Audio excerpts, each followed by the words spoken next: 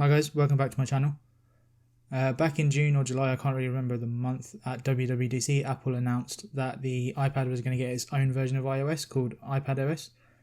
In my opinion, this has been long overdue. The iPad's needed its own operating system for a while so it can get some unique features that fit its form factor.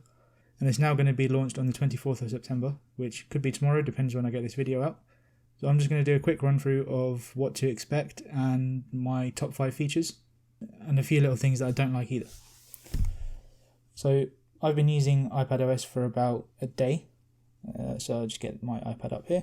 And one of the main features you can see straight away is the new UI on the home screen, often called Springboard. So before it used to be just like the iPhone, where you would only just have a grid of apps, and I can't remember the exact number on the grid, but it wasn't many anyway. So now you can get more apps on the screen straight away, so you don't have massive amounts of blank space. So I've been able to fit all my apps and all my folders on one page, which is nice. And you also get your widget screen here on the left. So that's another bonus as well, because before you used to have to swipe over from the left. If you don't want that there, you can turn it off. So you can just go here, click edit, click done, and it should go. There you go. Then you're just back to sort of a traditional home screen, and you still get it back by swiping over.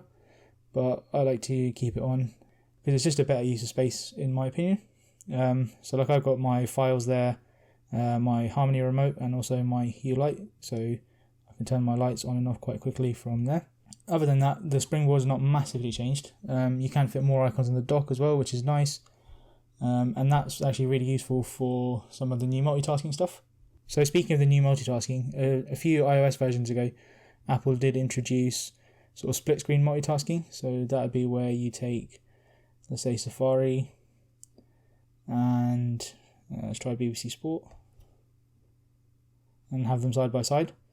This was pretty good. You could readjust the windows, have one bigger, one smaller, kind of how like it works on Android phones. You could also then have another app in slide over mode, and you can now actually move these across from different side to side.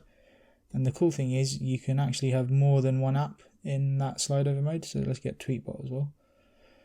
And what you do when you're opening all these apps, you basically get like a mini iPhone here.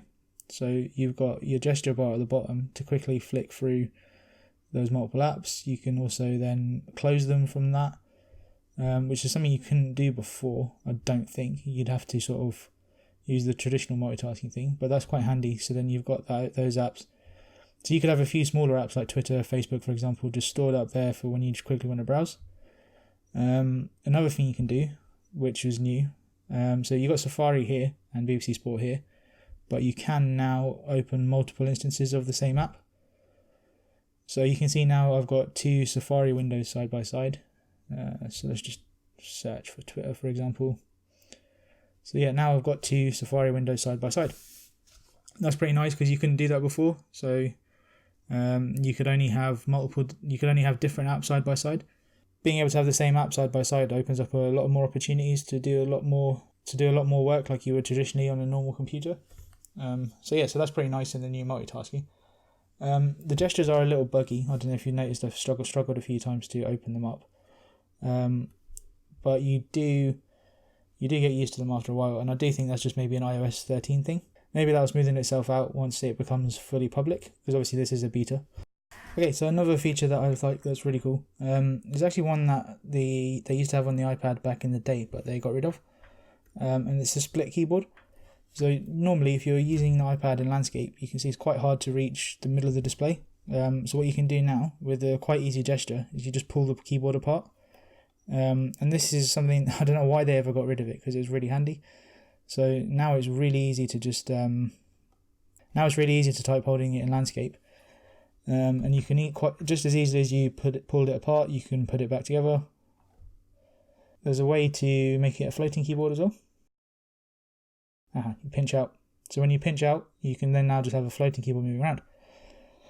Which that's also pretty nice because you can just have it close to one thumb and then you can just type in again. Let's do BBC Sport again. Easy to type one-handed. Well, I did make a mistake, but it's alright. And again, it's all very easy to move around and that's quite intuitive. So I do really like that. They have added another gesture which is supposed to be for copying and pasting, but to be honest I don't have a clue how to use it. You're supposed to be able to pinch on text or something, or use three fingers to pinch. I don't get it, to be honest. I think it's still easier to just tap and do that. Maybe someone else can explain that to me in the comments. But yeah, that's one of those. Another thing you might have noticed that I have enabled, and it's a feature I really like, is dark mode. So I don't actually know where it is on the settings, because when I updated, that was an option. So if you go, there you go. So if you go on appearance, you got light mode and dark mode. Personally, I'm a massive fan of dark mode, so I enabled that straight away. You can have it come on automatically at sunrise or sunset, but I prefer to have it on dark mode all the time. So you can see all the bars in Safari have gone to dark mode, that kind of stuff. And I think it does roll out to third-party apps as well, but they'll have to update their apps to support it. So you can see, like on my widgets, the Philips Hue one's already dark, the Harmony one's not. But yeah, it's early days, it's still a beta, so I'm willing to wait for that.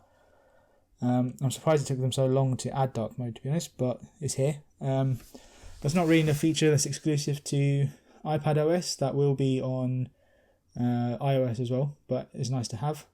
And the last one, I can't really show you because I don't think it works with my SD card reader, but it's a really handy feature if it does work. You can now browse USB devices on the iPad. So I've plugged in my SD card reader. So I think this one only works with its actual app. So you can see here, I can browse the storage. But I think if you use Apple's USB, Lightning to USB connector, you might be able to use third-party ones as well. You can connect proper storage devices like external solid-state drives, that kind of stuff. So that's pretty nice, because before you could only use them in certain apps. So if you wanted to import photos to Adobe Lightroom, for example, you'd have to import everything into your camera roll and then into Lightroom and then delete it, which is a bit of a pain. But now that you can browse apps properly, now that you can browse files properly, you can just go straight in. So yeah, that's pretty much it for this video. It's early days for iPad OS. I'm pretty impressed with it so far.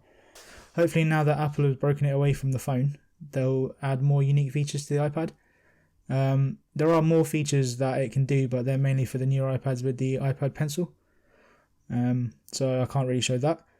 But yeah, it's a worthy upgrade. It's a little buggy at the moment, but it is still a beta. If you've got any questions, let me know in the comments. I'll do my best to answer them. And yeah, I look forward to seeing how this one develops. So thanks guys, and give me a like and subscribe for more.